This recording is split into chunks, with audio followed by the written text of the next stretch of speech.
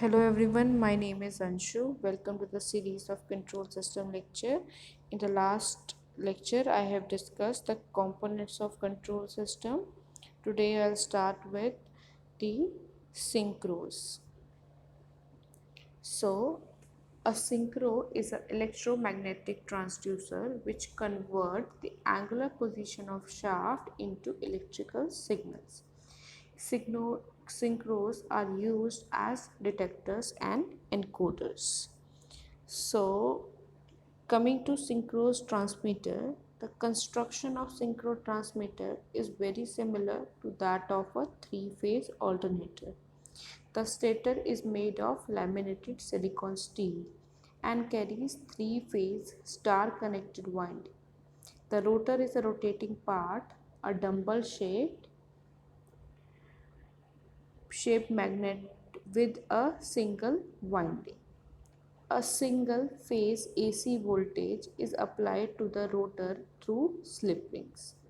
So let the AC voltage apply is given as E is equal to ER sine of omega naught T. Now due to this applied voltage, a magnetizing current will flow in the rotor coil. This magnetizing current produces sinusoidally varying flux and distributed in the air gap.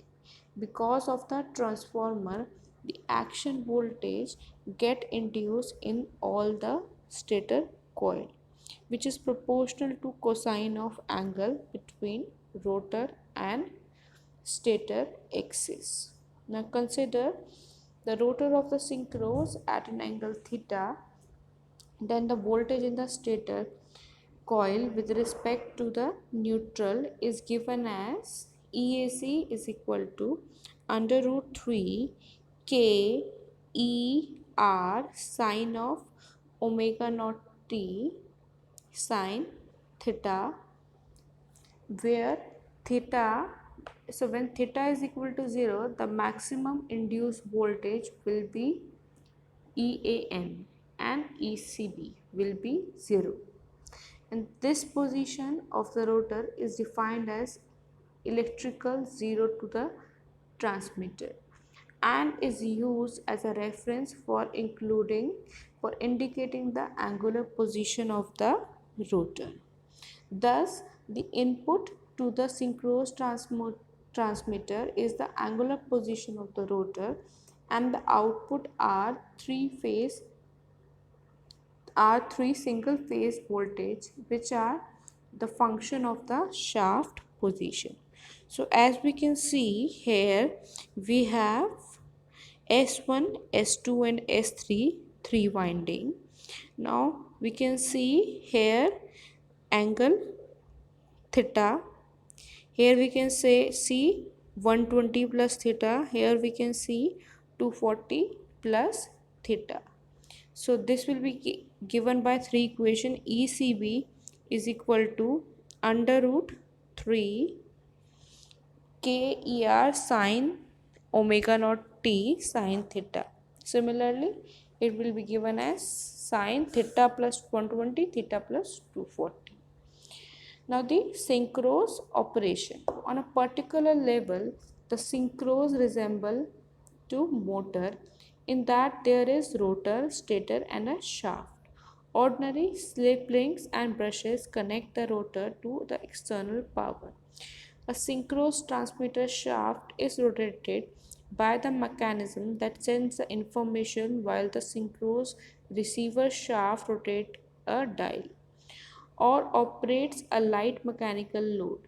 The single and three phase unit are common in use and will follow the other's rotation when connected properly. One transmitter can turn the several receivers if the torque is a factor. The transmitter must be physically large to the source the additional current.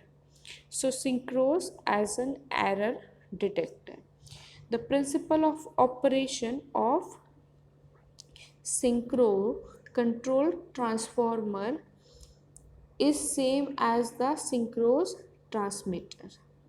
The rotor of synchro control transformer is a cylindrical type.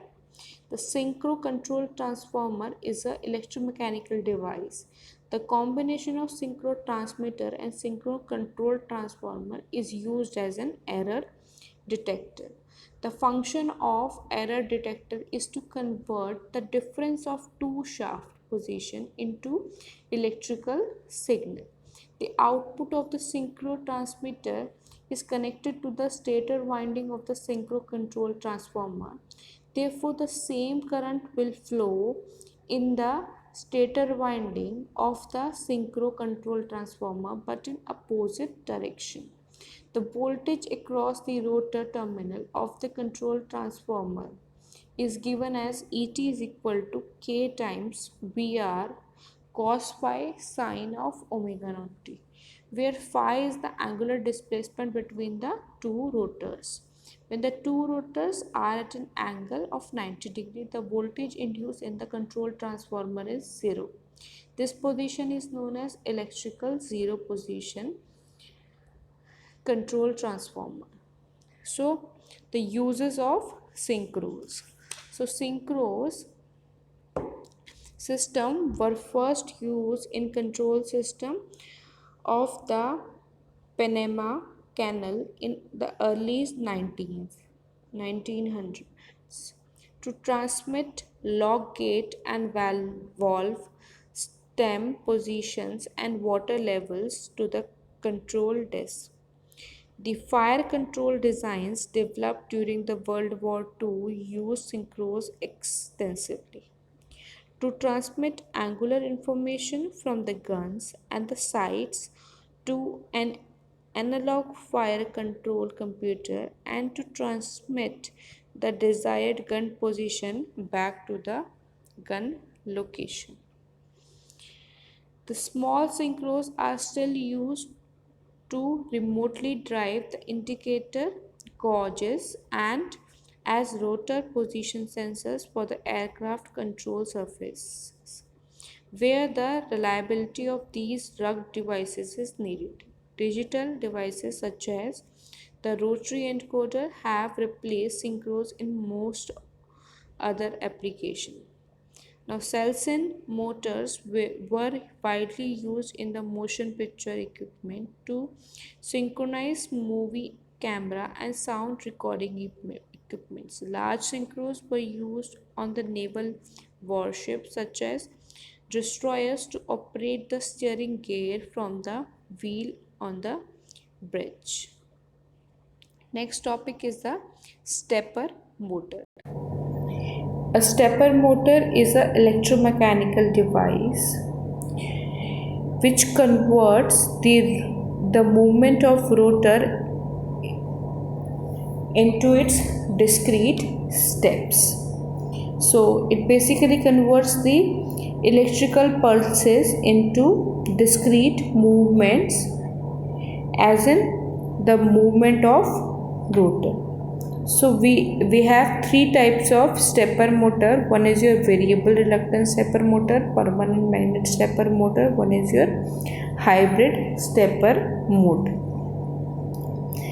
So coming to the working principle of this stepper motor, the variable reluctance stepper motor are of two types, namely single stack variable reluctance stepper motor and multiple stack variable reluctance stepper motor.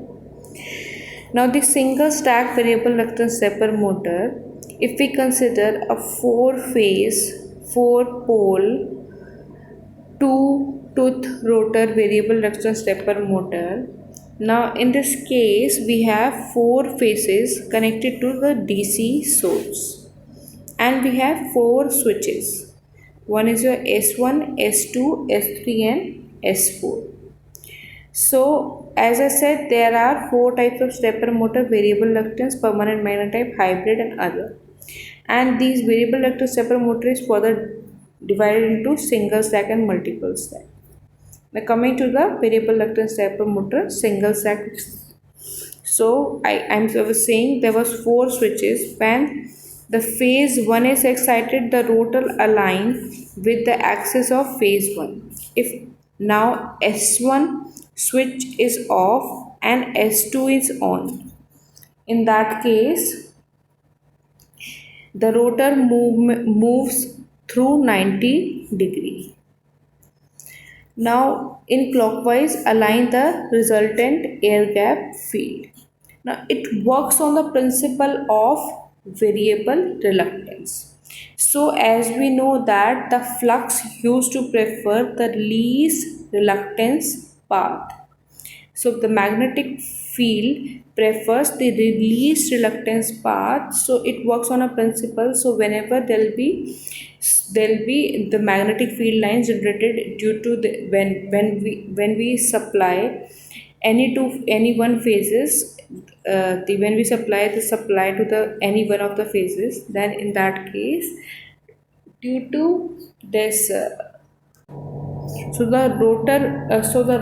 rotor will move in the direction of the least resistance path, and it will get aligned to the least resistance path. Now when we turn on switch S1, so the phase 1 is excited, the rotor align with the axis of phase 1. When we turn off switch S1 and turn on switch S2, then rotor will move in the 90 degree clockwise direction, and it will align itself with the resultant air gap field which lies along the axis of phase 2, and so on. Turning on S3 and S4, it will go on like this. So we have a stator and a rotor. The stator is made up of silicon steel stampings. The stator have projective poles, usually even number of poles. The poles carry concentrating winding. The rotor usually made up of silicon steel, and the solid silicon steel also used for core of the rotor. The rotor has projected teeth on its outer periphery. The number of rotor teeth and the stator poles should not be equal. In the case of variable reluctance stepper motor, this make motor non-self-starting. If we have, there will be difference in the rotor teeth and the number of phase of stator, then the motor is self-starting. Now coming to the working of variable stepper motor, the rotor teeth can be assumed any position until the stator winding is energized. For a 4-phase 8-pole single stack variable stepper motor, the operation truth table is given below. So the phi is given as, the rotor angle is defined as y, and or you may say the step angle. Phi is given as step angle. Step angle is given as theta divided by 360. Theta is equal to 360 divided by m into nr, where m is the number of stator phase, n is the number of rotor phase. So in this case theta is given as 4 into 6, that is 15 degree. That means your rotor will move in the step of 15 degrees, like 0, 15, 30 and so on. So this is the switching circuit. Here we have 4 switches, and each of the switch is connected to one of the phase. Now each phase is connected to two poles, north and south pole, in series to each other. So we have AA dash, BB dash, CC dash and DD dash. So if we energize phase 1, that is A, and if we energize that switch 1, and if we de-energize switch S2, S3 and S4, the rotor will align itself to the least reluctance path, that is 0 degree. Next again, if we energize switch S2 and de-energize switch S1, and all other switches are de-energized, then in that case rotor will align itself to the least resistance path.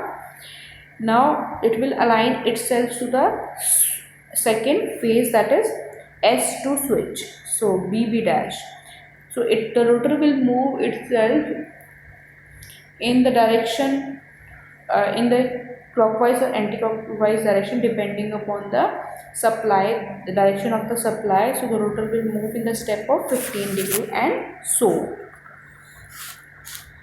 So this is how our rotor will move if we energize phase A. then the rotor will align itself, the 1 and 4 teeth of rotor will align itself around A dash.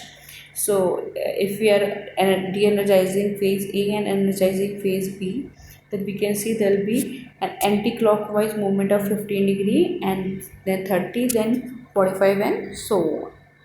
So next was our permanent magnet stepper motor and hybrid stepper motor. Permanent magnet stepper motor is a stepper motor in which we, instead of variable reaction stepper motor, if we compare variable reaction stepper motor and permanent stepper motor, the only difference is instead of a electromagnet we use here permanent magnet, that is the magnets are already energized. And coming to hybrid stepper motor, that is the most widely used stepper motor. It is a combination of two, the permanent stepper motor and hybrid stepper motor. That means in this we have a rotor made up of permanent magnet and stator is slotted, that as of variable reluctance stepper motor.